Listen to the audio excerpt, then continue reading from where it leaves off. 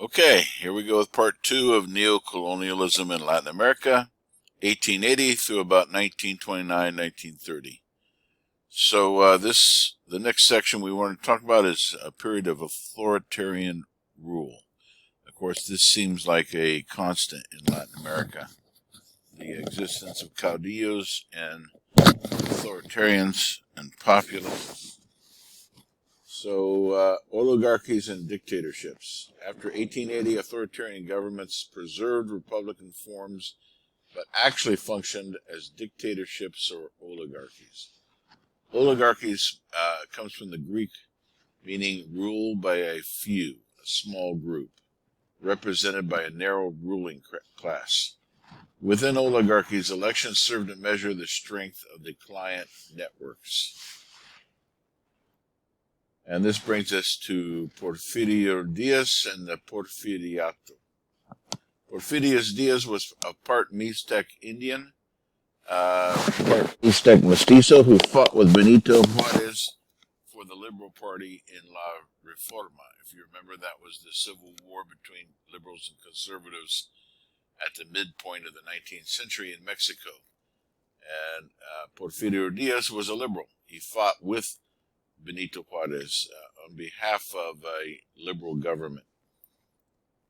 And I believe he was the one in command of the indigenous people in Zacapoatzla who defeated the French troops with machetes, the French troops that were fighting on behalf of Maximilian. He also had a circle of technocratic advisors, Porfirio Diaz did, steeped in the positivist science of government called the Científicos. The chapter kind of jumps over this, but Porfirio Diaz was elected president after Benito Juarez. Then he was reelected president. Then he got one of his lackeys elected as president, even though he was really in charge behind the scenes. And so he dominated Mexican politics for 25 or 30 years, from the 1880s through 1910 or 12. He was a strongman, autocrat, dictator, and he brought a certain amount of economic progress to Mexico, but only for the wealthy, not for the poor and indigenous so much. He founded the famous Ruales, or the Mounted National Police. He also knew how to use outside influence, but he was aware that it was a mixed blessing. When he finally left Mexico to go into exile, he said, "Ay de Mexico, tan lejos de Dios y tan cerca Estados Unidos." Poor Mexico, so far away from God and so close to the United States. He understood the challenge that Mexico was in for. And I have a couple pictures of him. Hang on. And here he is. Slideshow. Slide. There's an actually... That's crazy. Okay, there we go. This is a drawing from a picture of Porfirio Diaz, who was the dictator during the Porfiriato. And another example we're going to talk about is basically found in Brazil and the Backlands. This is one of my favorite books, Euclides da Cunha. Some translation translated as Rebellion in the Backlands. In Portuguese, it's Os Sertões, which means the Backlands. Neocolonial Brazil was a very different location, very different dynamic. It was highly decentralized, that is different from Mexico. Highly decentralized, exemplifying the possibilities of oligarchic as opposed to dictatorial rule. What does that mean? With Porfirio Diaz, you had a single dictator, one-man rule, an autocrat. But in Brazil, you didn't have a dictator at this time. You had a small group of elites that controlled the government, hence an oligarchy ruled by the few. With the emperor gone, that is after 1891, how could the far-flung landowning families control Brazil's vast territory? And back here. So the first Brazilian Republic came into existence in 1889 and lasted until 1930. It was a federation of 20 states with a weak central government.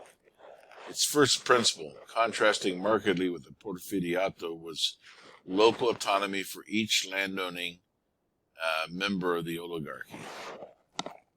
So, whereas in Mexico and the Porfiriato, everything became centralized under Porfirio Diaz's autocratic iron fist, in Brazil, everything became decentralized so that each landowning colonel, they called them coronesh, could run his own fiefdom in his own state.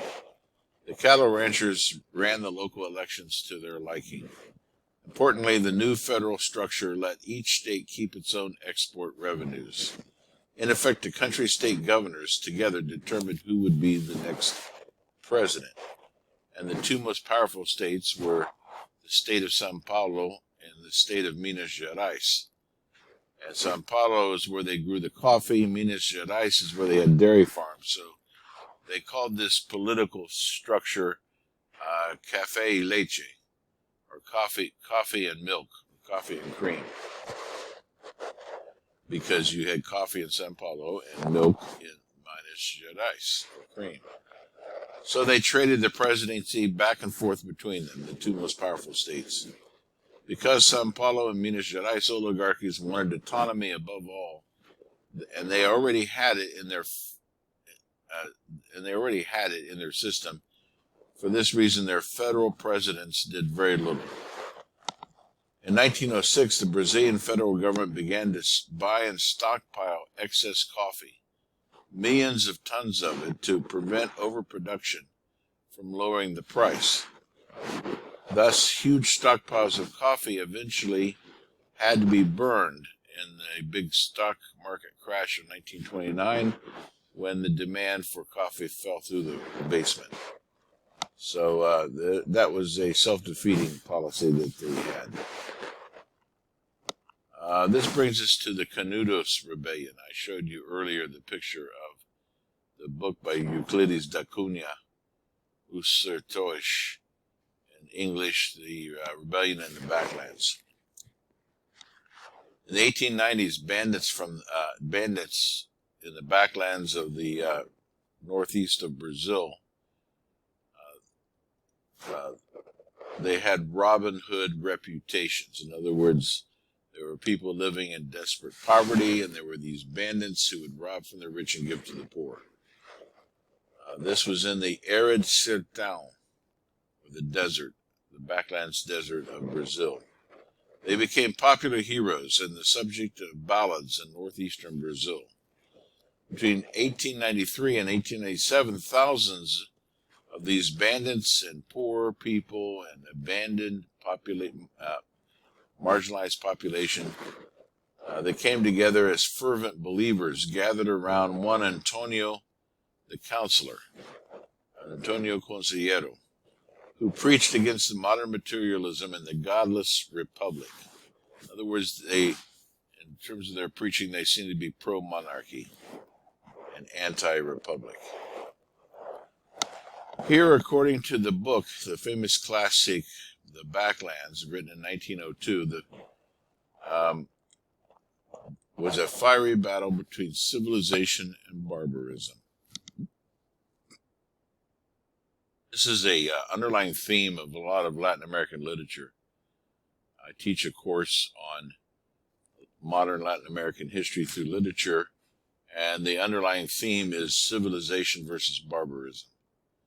So Euclides da Cunha was a military engineer who wrote a very careful chronicle about the war against the insurrectionists of Canudos, and he published it in 1902.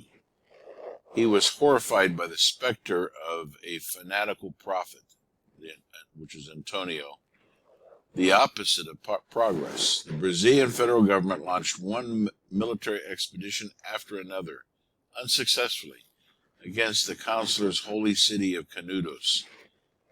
Finally, after nearly 5 expeditions, they finally were able to annihilate the city of Canudos, along with the 30,000 residents that were living in it, who were living in opposition to the Federal Republic.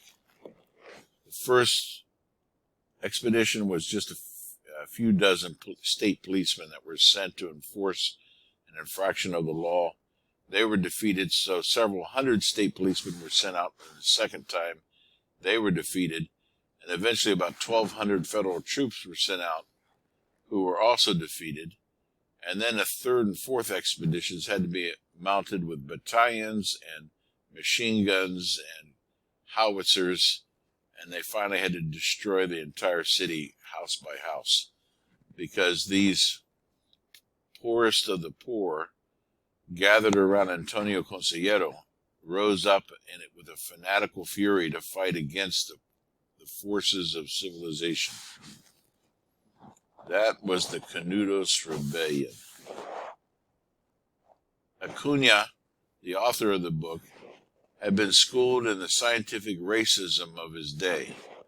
But as he watched the people of Canudos resist well-armed troops, his ideas changed. These people were distinctively Brazilian, of mixed race. He decided they were not inferior. It took the federal and state government in nearly 5 expeditions of over 10,000 men several months to subdue the insurrectionists. Only a few hundred survived out of the 30,000 residents.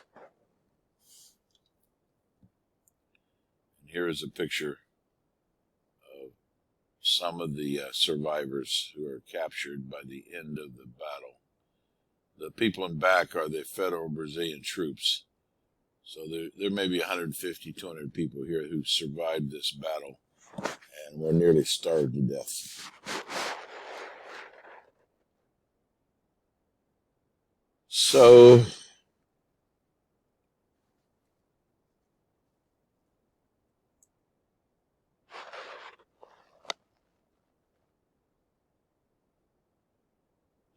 we'll talk for a moment about foreign influence. Great Britain had stepped into the vacuum left by the decline of Spain. Although Latin Americans still looked to Paris for cultural and fashion models to imitate, they looked to London for politics and economic models. By the way, this influence of France is part of the reason why Spanish America came to be known as Latin America, because after Spain began to decline, especially in the 1890s, it was no longer a credible source of civilization. Latin Americans began to identify with France as a cultural or spiritual influence that would help them resist the crude pragmatism and barbarianism of the United States and Anglo-Saxon peoples. I'm quoting there. So after the 1890s, the United States began to rise in international influence. The western frontier of the United States had closed with the acquisition of California. And then in the 1890s, the United States experienced the worst depression it had ever had. It's not the Great Depression, which didn't come until 1929, but in the 1890s, a very serious depression affected the business and commerce of the United States. This led to the thinking that the United States needed to seek foreign markets for its products. So also during the 19th century, the United States had invaded Mexico, and it often had coveted some of the Caribbean islands. For years, there was talk about annexing Cuba into the United States as another slave state. And at one time or another, there were attempts and suggestions to adopt Nicaragua or the Dominican Republic as part of the United States in order to tip the balance in the Senate towards slavery. Because by bringing in extra slave states, that allowed there to be more votes in the Senate that were pro-slavery. Of course, these discussions ended with the Civil War. And then it became more about business. And so that brings us back to the foreign markets here. You see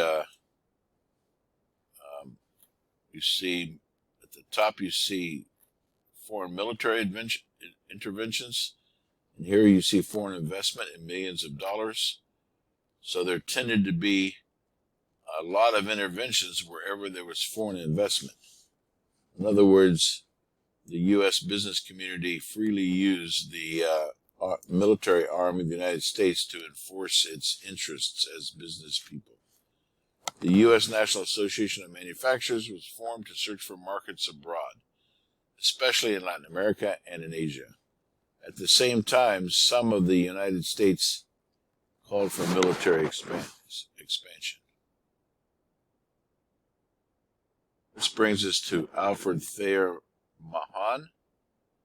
He was a former naval officer, and a strategist, and a historian. He wrote in the 1890s about the need for the United States to develop a powerful global navy. And in order to have a global naval, he says in his book that there's never been a successful empire in history without sea power. And he goes back to the Roman Empire and other empires and shows that every empire depended upon sea power for its global domination.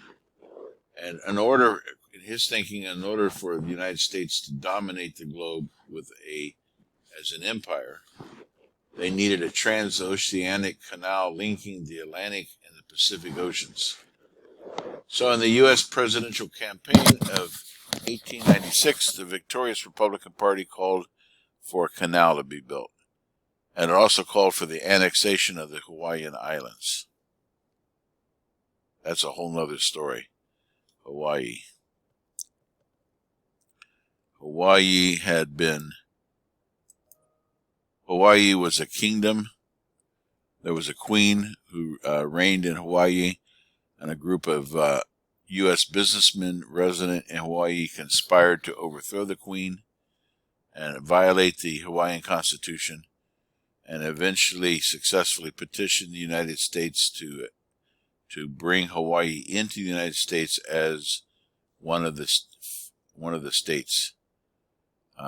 In the 1990s, 100 years later, President Bill Clinton apologized to Hawaii for U.S. intervention and undermining their own government. Okay, just thought you'd like to know that. 1898, the Spanish-American War. The United States declared war on Spain and invaded Puerto Rico and Cuba, as well as the Philippine Islands, which was another Spanish colony.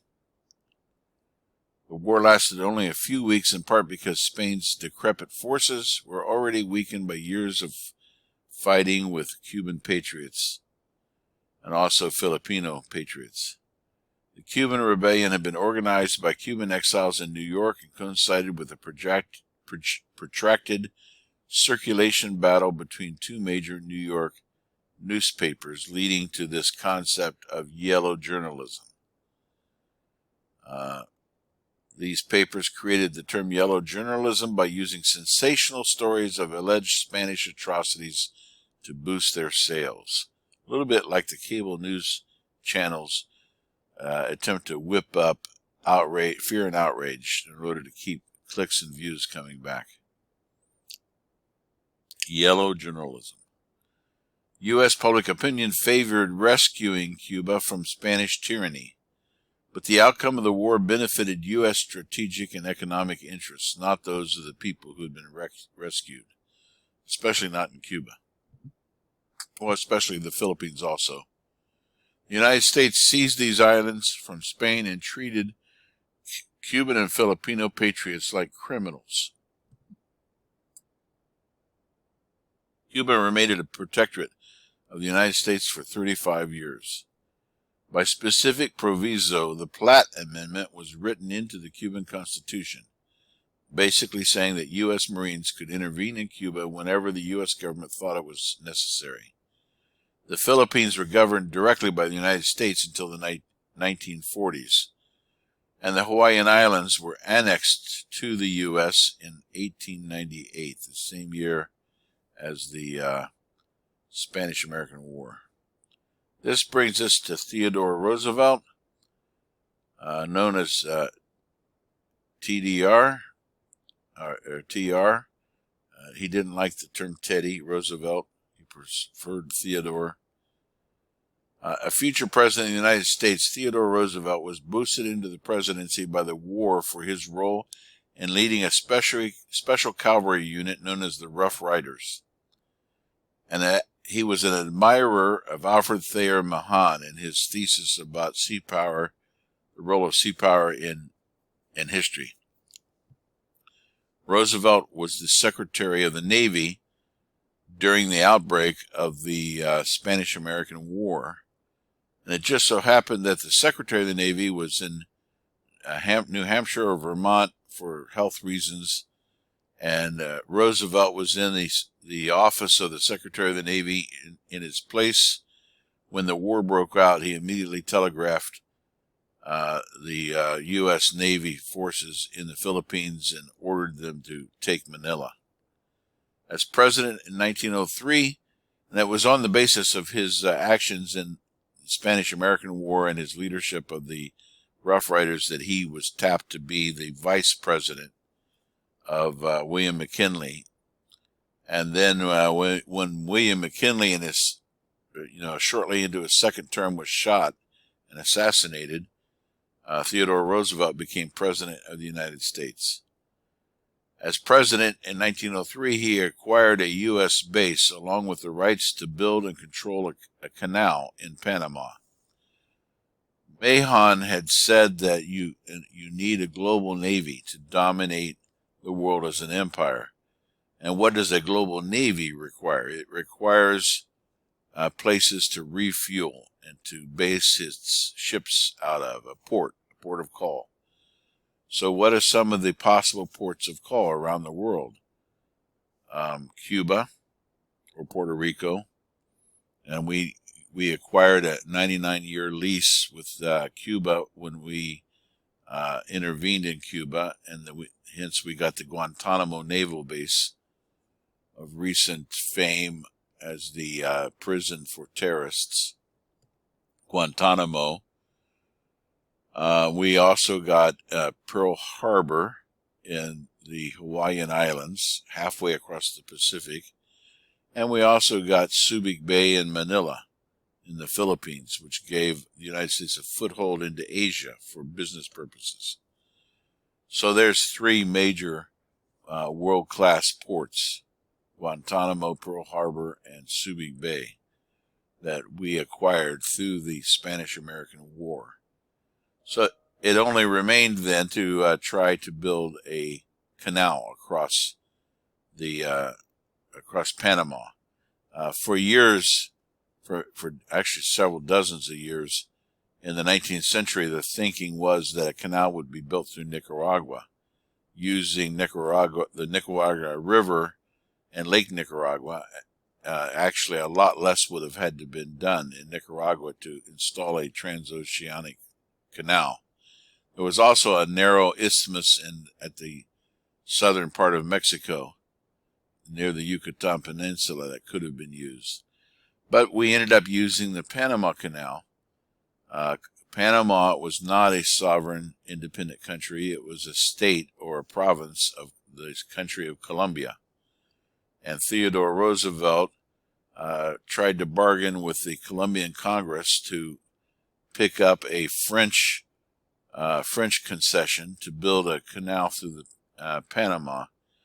The Congress was reluctant to agree, and Colombia had just gone through the 1,000 Days War, Civil War, and it was reluctant to quickly agree to the building of a canal. And so while they were dragging their feet, Theodore Roosevelt got impatient and set up a revolt among the Panamanians that was encouraged by the United States, sent a U.S. warship to warn off Colombian ships, and we basically manufactured a drive for independence by Panama so that we could build a canal through Panama. I lived in Colombia for a couple of years. I was taking history classes, and I had to find it out in Colombia. I never found that out in a U.S. history class. Oh well, the things we learn. So And Roosevelt was a racist, as most people were during that time. So was Woodrow Wilson. People from both parties were racist during this time period. He did not consider Latin Americans to be equals. He considered the United States to be superior. And so he was very disrespectful of the Colombians, to just put it mildly. And here is a picture of the construction of the canal. If I can get my mouse to work. Gaucho Hero, here it is. Okay, so this is shows the process of building the Panama Canal. It was an engineering triumph, but not so much a diplomatic triumph. The French had been trying to build this canal for a number of years and finally went bankrupt and gave up before the U.S. took over. So this brings us to one of my favorite books, Doña Barbara and Mr. Danger. Doña Barbara was a book written by Romulo Gallegos, a Venezuelan author, in 1929, at the very end of this neocolonial period. I used this book in the class I teach on Latin American history through literature. It was a Venezuelan national epic, written and published near the end of the neocolonial period. One of the characters in the book is called Mr. Danger, Señor Peligro.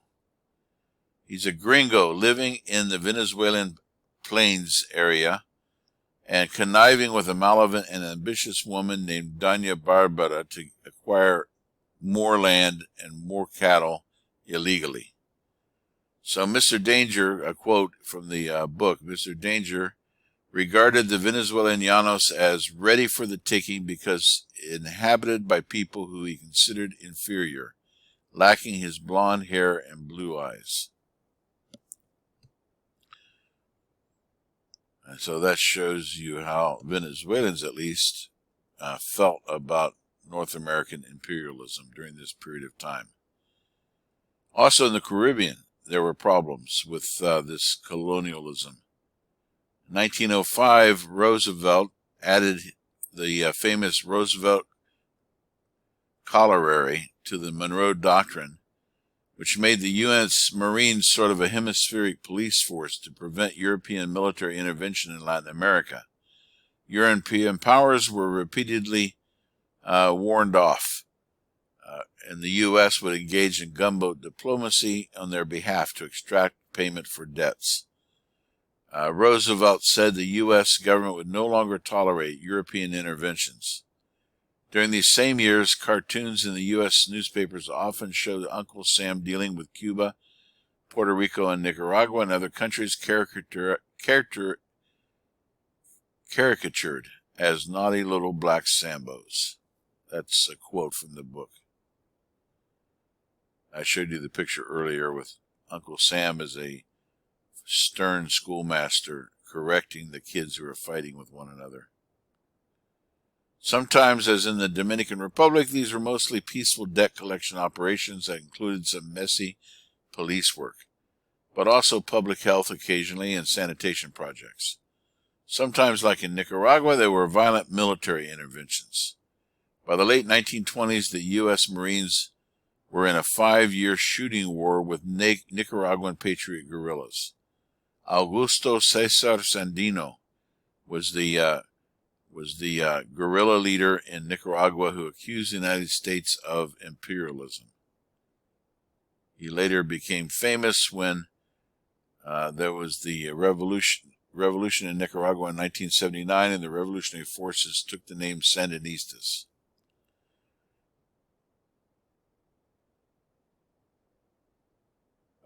There was also a tendency to reinvent